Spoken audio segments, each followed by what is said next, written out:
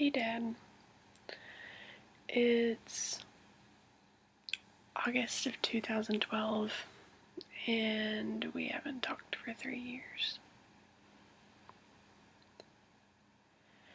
This isn't the first time we've had a talking hiatus, and maybe it's our last. Well, either way, it's my last.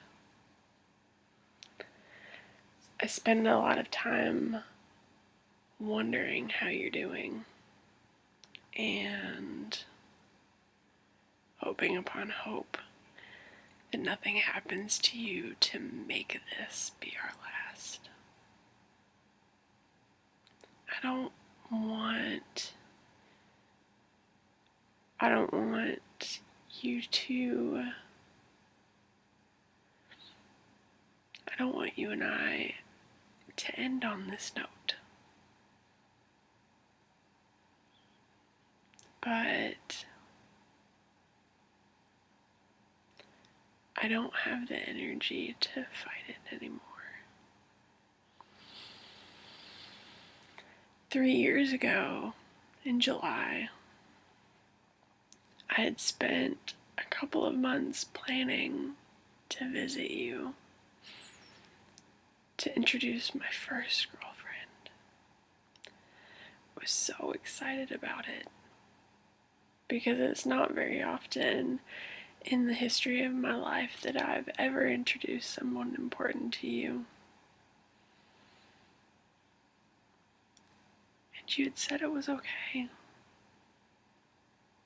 said it was fine. And then the weekend of, you suddenly get homophobic. So either you had been lying before then, or you were lying at that moment. But either way, you lied.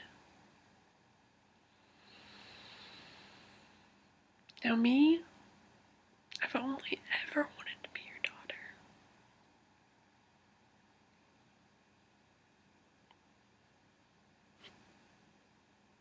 That's all I've ever wanted. But I'm not gonna fight for that anymore.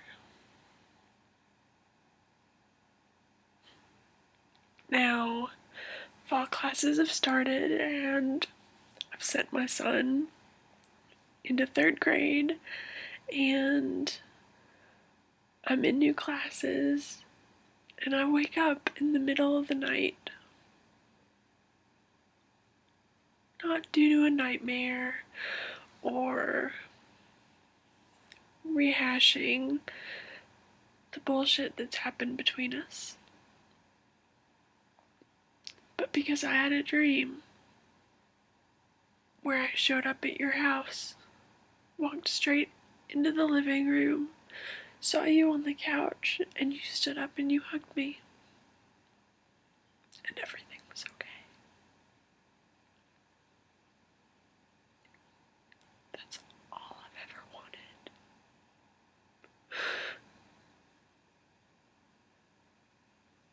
I was the child that, according to what I've been told, you did not create, but you were there. You were the one present when I was born, and you were the one I learned to call Dad, and you were the one that came out to see if I was okay when I fell off the porch.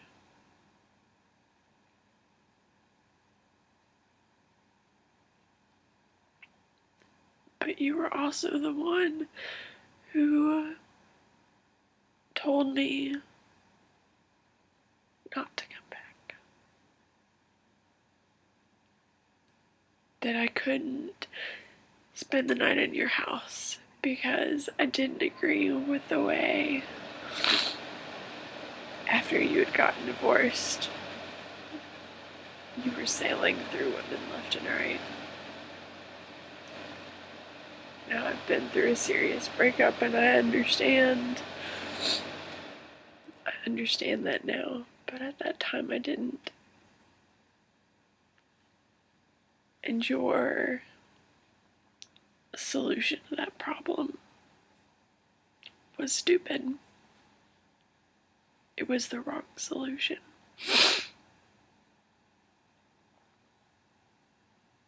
And I won't sugarcoat it, a lot of what you've done here is wrong.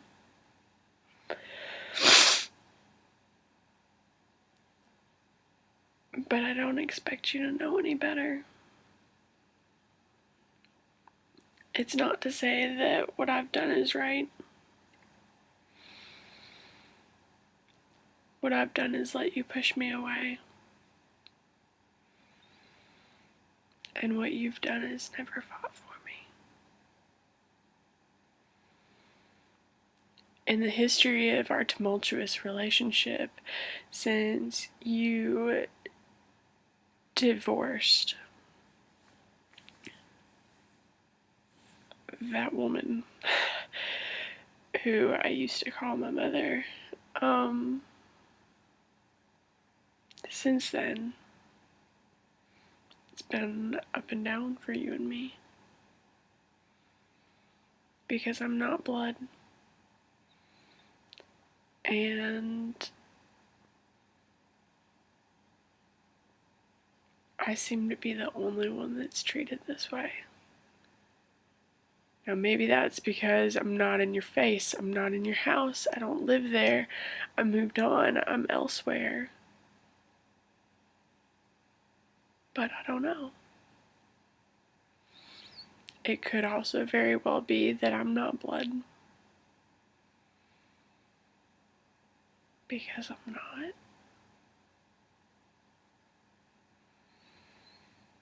Now, I know at this point I have my grandparents that are here in Memphis. I have one of my uncles and his family. I have my friends. I have people who love me,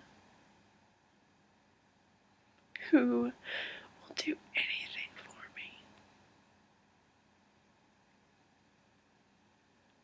that I can turn to and not hide part of myself for them.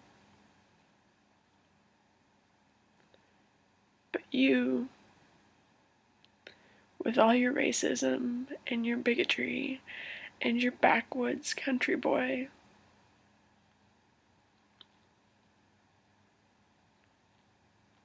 maybe I was naive when I first came out to you, when I was still a teen. But you never said a negative word to me.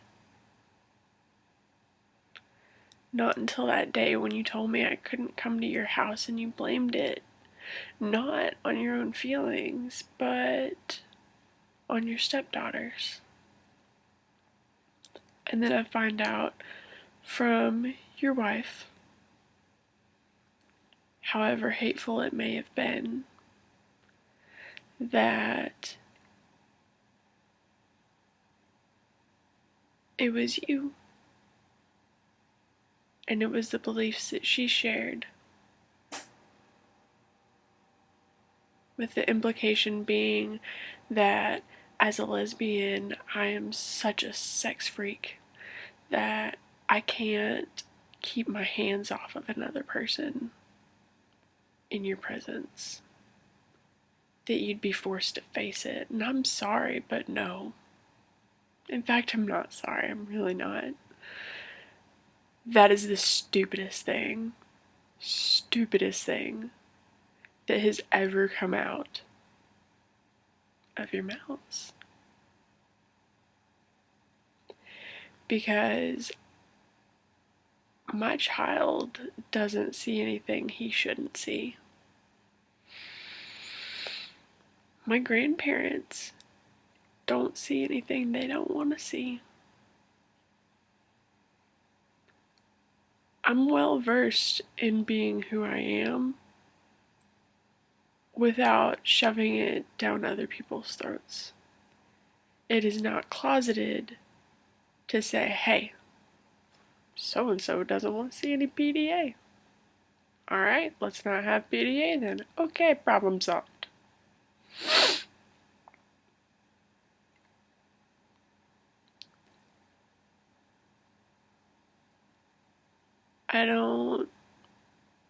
I can't do whatever it was you wanted of me.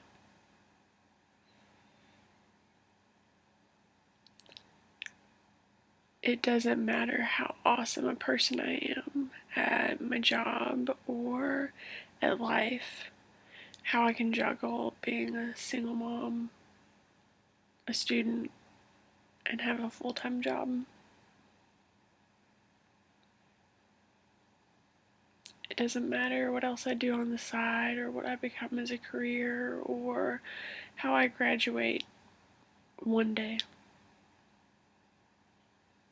None of it matters. Not in the world that has you.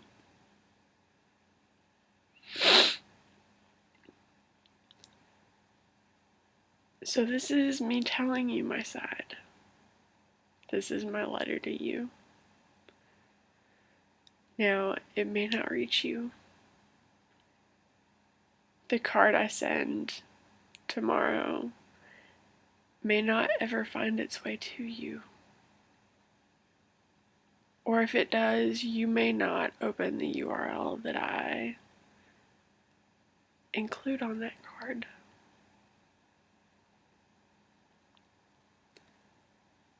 But after this point, it's all you.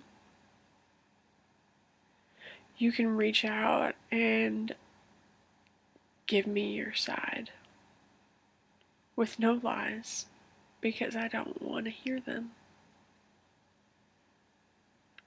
I don't care how difficult it may be for you to have a heart-to-heart. I don't care.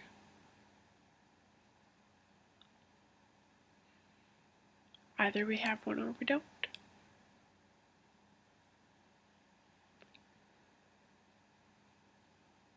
But this is it for me.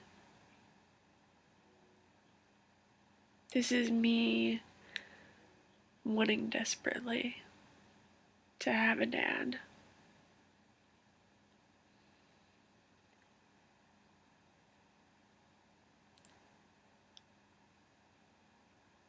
But getting myself a step closer to accepting that maybe I never had one.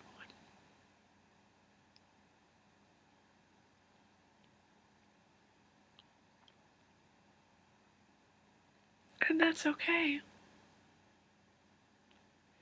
If I have an 8-year-old son who can be totally okay with not having a dad himself,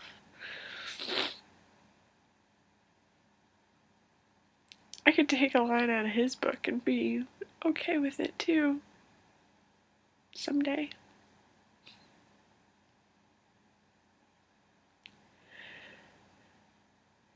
Maybe, maybe one day I'll look back and I'll realize that what it was I wanted wasn't so much what I currently think it is, which is for you to love me unconditionally the way a father should.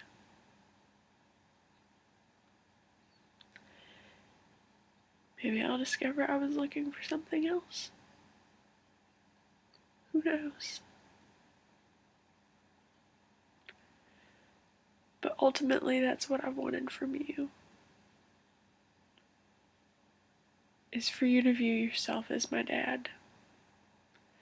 Not just when someone else, some other woman in your life tells you, hey, you should apologize to her. Hey, you should tell her you love her. Hey, you should step up. Because you don't have to do any of those things. You don't have to do what your mother says.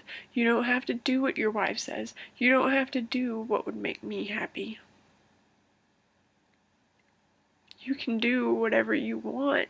You're a 40-plus aged man. You can make your own decisions, and right now,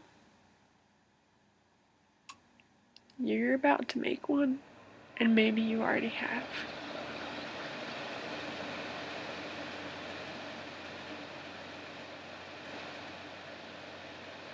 You can just say no to me.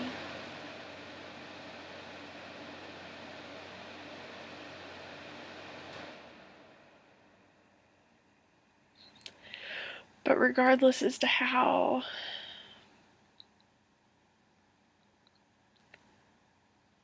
abrasive your actions may be to me, how much they may hurt me to the core,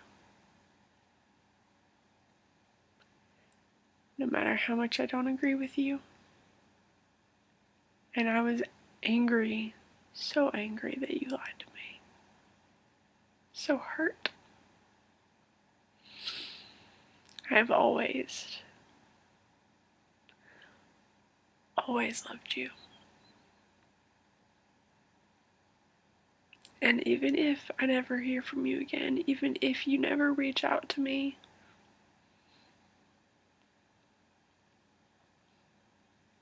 that'll still always be the case.